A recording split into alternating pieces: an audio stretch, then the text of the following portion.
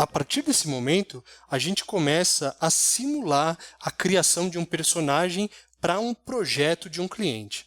Nesse caso, eu vou usar uma ideia que eu tenho para um jogo que ainda está em desenvolvimento, está bem inicial, mas que tem algumas informações já para o que eu quero do personagem principal. Mas está tão cru que eu acho que vale, que é interessante eu mostrar para você o processo de criação mesmo em tempo real, sem muita edição, sem muitos cortes.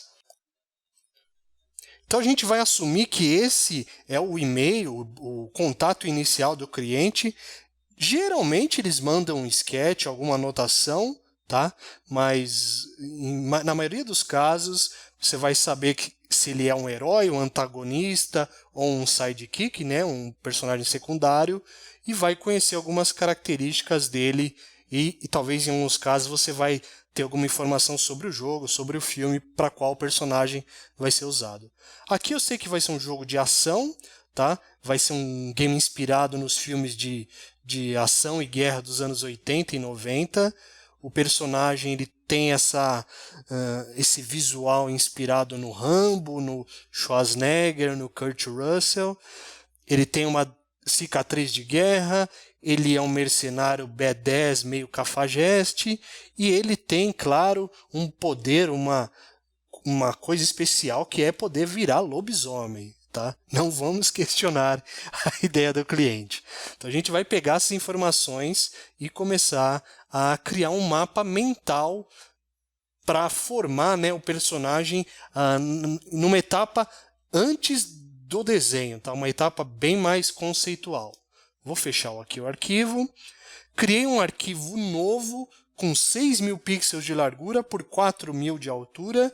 É um arquivo grande para que eu possa escrever e ter bastante espaço na tela para escrever e criar o meu mapa mental. A forma com que eu uso o mapa mental, o mind mapping, é bem simples.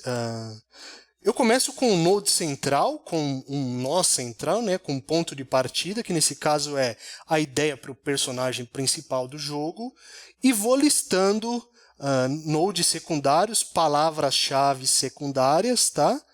E a partir disso eu posso ir quebrando esses nodes secundários em mais nodes terciários, etc., sempre criando associações de palavras. Isso faz com que as ideias fluam de forma mais rápido do que se eu tentar sentar e escrever a história do personagem de um ponto 1 para o ponto 10, entendeu? Aqui a gente vai criando de forma meio que aleatória. Isso é muito usado em reuniões de brainstorming, onde você vai falando palavras e depois vai criando associações para elas, tá? Vamos lá, vamos começar aqui. O que a gente já sabe do personagem principal? A primeira coisa, a gente já sabe que ele vai ser um mercenário, um ex-soldado de guerra.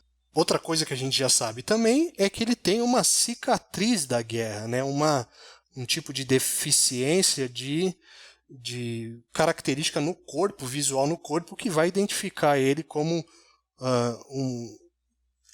que perdeu alguma coisa na guerra. Então, nesse caso, a gente já sabe que vai ser um braço. Mas, vamos pensar, se o cliente não mandou essa informação, e talvez fala assim, ele vai ter uma cicatriz de guerra, você vai incluir aqui no mind mapping uma perna amputada, talvez, ou uma cicatriz no rosto, uma cicatriz no peito, e etc.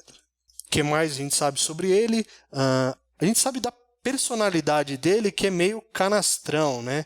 Então vamos colocar aqui que ele é um anti-herói, tá?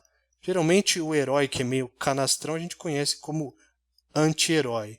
Se pensar em dois opostos, baseado na Marvel, por exemplo, e na DC, né, de quadrinhos, a gente tem o personagem herói clássico, o super-homem, que é totalmente certinho, e o anti-herói, talvez o Wolverine, tá? Que é um personagem que ele é o herói, mas ele tem alguns problemas, tem alguns defeitos, tá? Ele não é totalmente perfeito. Outra coisa que a gente conhece dele é que ele vai se transformar em lobisomem, ok? Acho que essas são as características iniciais que a gente já conhece do personagem.